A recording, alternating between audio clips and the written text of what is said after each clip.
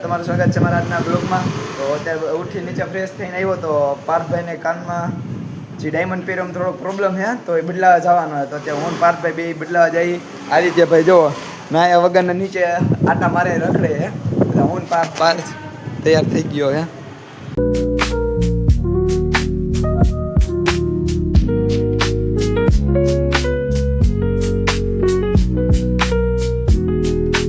Hero કરાવીને આવ્યા તમે જોઈ શકો.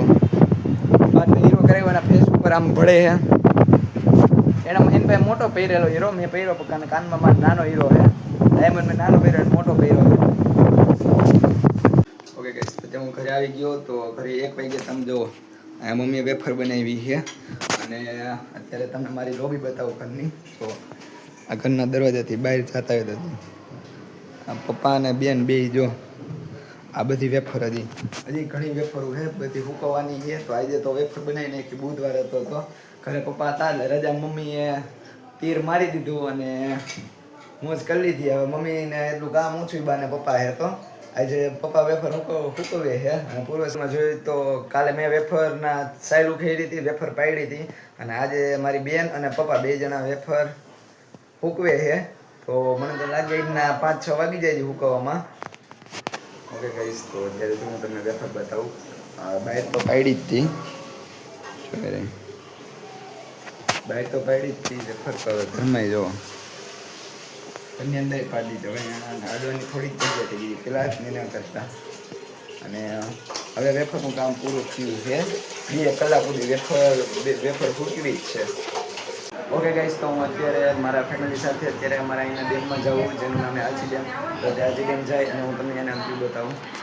ઓકે ગાઈસ, તો અત્યારે અમે આજી ડેમે પહોંચી ગયા છીએ. તો હું તમને બતાવું આગળ આજી ડેમ કેવો છે.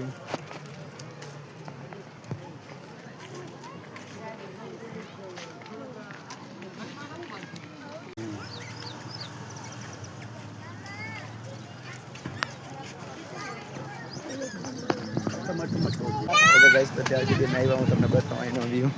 તમે જોઈ શકો છો. એ તો હું મારી બેન અત્યારે તો બેઠી અને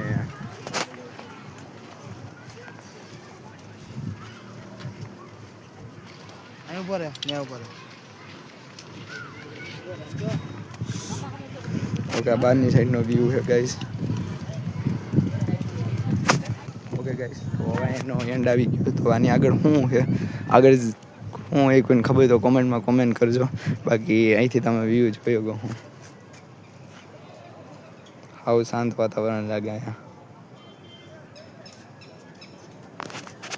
ઓકે ગાઈસ, હું તમને અહીંથી મારો વ્યૂ બતાવું. અત્યારે આપણે જેની અંદર ગયા હતા એ આ હતું. અને ઉપરની સાઈડ અમે જાય છે.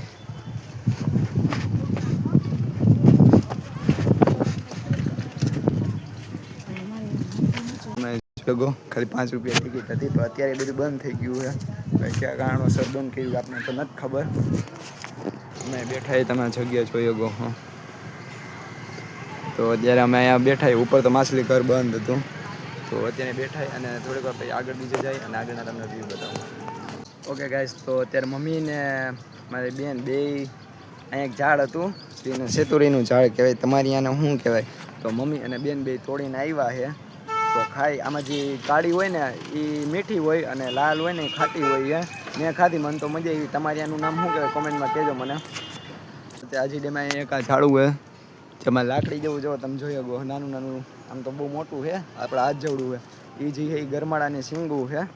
આનો ઉપયોગ ક્યાંક થતો હોય છે ખબર નહીં હોય મને, પણ આને ગરમાળાની સિંગું કહેવાય એ મને ખબર છે. અને આ જે સિંગ છે એ મોસ્ટ ઓફ નોર્મલી બધી મળી જાય, પણ વિદેશમાં એમાં આનો ભાવ પછી વધારે કરીને વેચે છે.